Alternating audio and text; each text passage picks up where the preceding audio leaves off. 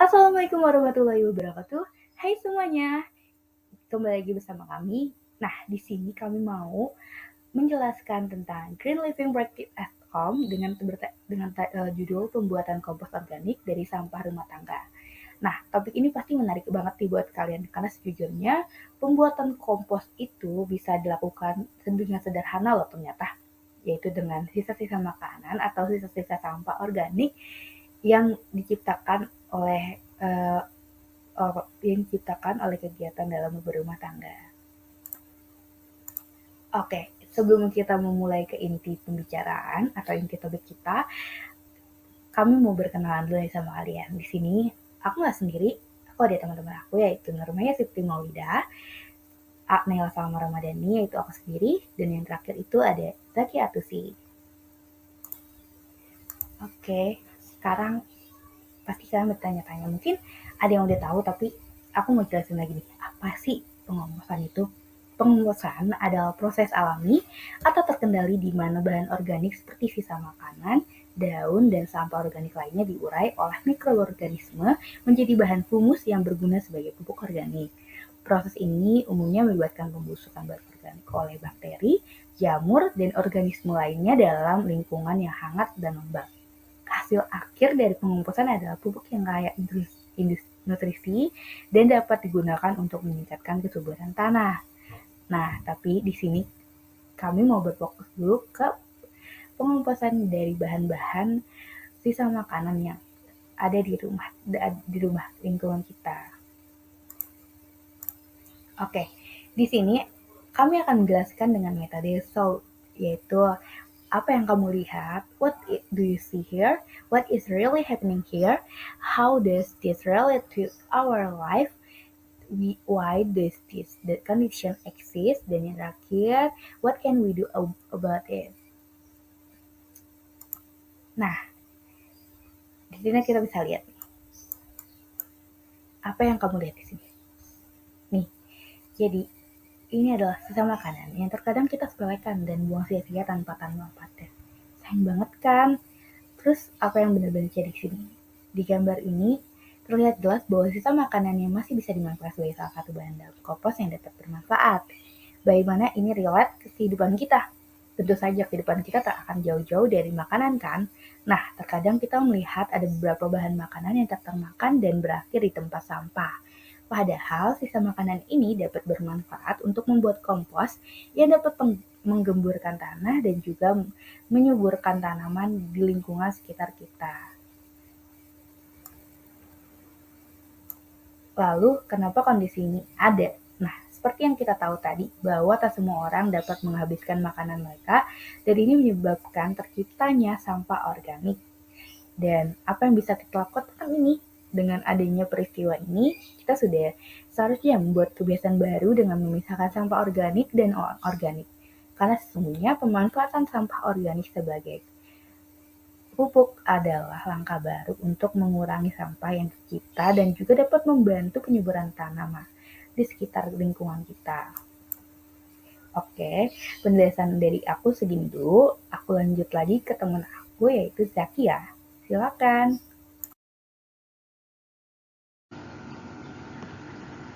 Oke, untuk foto voice selanjutnya di sini ada what do you see here? Di sini terdapat banner mengenai pemberitahuan penempatan sampah untuk dijadikan kompos dan juga pembagian jenis sampah di tiap-tiap lubang yang ada. Lalu selanjutnya, what is really happening here? Jadi terdapat satu RT yang mengadakan pengadaan composting untuk di daerahnya dalam rangka penanganan sampah rumah tangga pada RT 08 RW 04. Lalu selanjutnya, how does this relate to our life? Jadi dengan banyaknya sampah yang dihasilkan dari pengelolaan rumah tangga dan dengan adanya composting ini sangat membantu untuk mengatasi masalah sampah organik tersebut yang dapat menimbulkan dampak negatif terhadap lingkungan.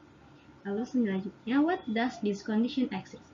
Karena untuk mengurangi sampah rumah tangga yang dihasilkan, juga memperbaiki kualitas tanah dan menghemat biaya pupuk, menjaga kebersihan lingkungan, dan juga memberdayakan masyarakat. Lalu selanjutnya, what can we do about it? Kita sebagai kaum muda juga harus dapat berpartisipasi untuk menyukseskan menegaskan kegiatan tersebut karena banyak manfaat yang dapat dihasilkan. Lalu selanjutnya, what do you see here? Di sini terdapat banyak tanaman yang ditanami di halaman atas rumah. Lalu, what's really happening here? Jadi sudah terdapat banyak warga RW 04 yang sudah membuat penghijauan di pekarangan rumahnya. Dan ini merupakan salah satu warga tersebut yang memiliki banyak tanaman di rumahnya, khususnya di halaman atas rumahnya. Lalu, how does this relate to our life? Dengan sebelumnya ada composting yang dapat digunakan sebagai pupuk organik untuk tanaman ini. Dan pengadaan tanaman di pekarangan rumah ini dapat membantu untuk menciptakan lingkungan yang lebih sehat, ramah lingkungan dan estetika, serta memperluas untuk membudidayakan tanaman dalam lingkungan rumah. Lalu selanjutnya, what does condition exist? Dengan adanya pengadaan tanaman di pekarangan rumah ini dapat memberikan manfaat bagi kesehatan dan kemandirian serta meningkatkan kualitas lingkungan, juga menjaga kesegaran udara di lingkungan sekitar. Lalu selanjutnya, what can we do about it? Kita sebagai kaum muda juga harus dapat melakukan langkah-langkah untuk melakukan penghijauan di sekitar rumah untuk menjaga kesehatan dan juga kualitas udara di sekitar kita. Baik, perkenalkan terlebih dahulu, nama saya Nurmaya Siti Maulidah. Di sini saya akan menarik kesimpulan dari ketiga foto voice yang sudah dijelaskan oleh dua teman saya sebelumnya. Seperti yang sudah kita dengarkan sebelumnya, sisa-sisa makanan dan sampah organik itu bisa dimanfaatkan sebagai kompos untuk tanaman di sekitar rumah kita, sehingga sisa-sisa makanan atau sampah organik itu tidak hanya menumpuk dan menghasilkan bau yang tidak sedap.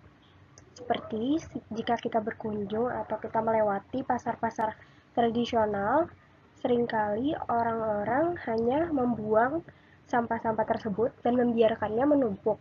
Maka seringkali tercium bau yang tidak sedap dari arah dari sumber sampah tersebut. Nah, sedangkan kalau kita mengumpulkan sampah-sampah tersebut dan sisa-sisa makanan seperti kulit buah, sisa-sisa sayuran, dan cangkang telur, maka dan ditutupi oleh daun-daun kering, sampah-sampah organik tersebut tidak akan menimbulkan bau yang tidak sedap dan akan terurai sendiri di dalam tanah. Nah, hal ini akan menghasilkan dampak yang positif nih terhadap lingkungan kita. Lingkungan kita jadi terasa lebih sehat, lebih bersih, dan udaranya pasti tidak menimbulkan bau yang tidak sedap. Maka kami mengajak kalian semua yang menonton video ini untuk ayo peduli dengan lingkungan sekitar kita dengan membuat kompos dimulai dari rumah kita sendiri.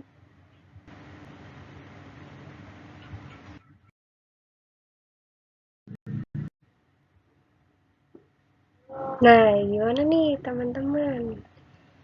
Apakah kalian juga ikut tertarik untuk bisa cobain bikin kompos di rumah? Apa kalian udah pernah?